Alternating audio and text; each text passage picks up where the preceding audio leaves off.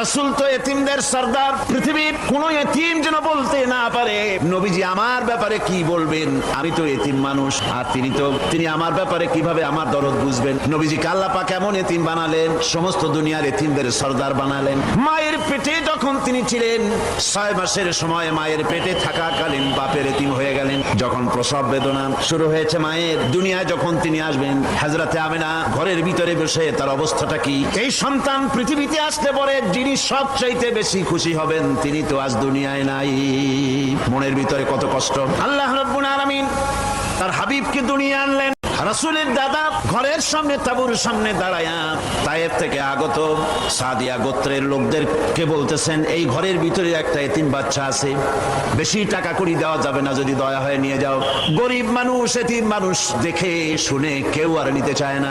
সবশেষে এলেন ভাগ্যবতী মেয়ে, ভাগ্যবতী মহিলা।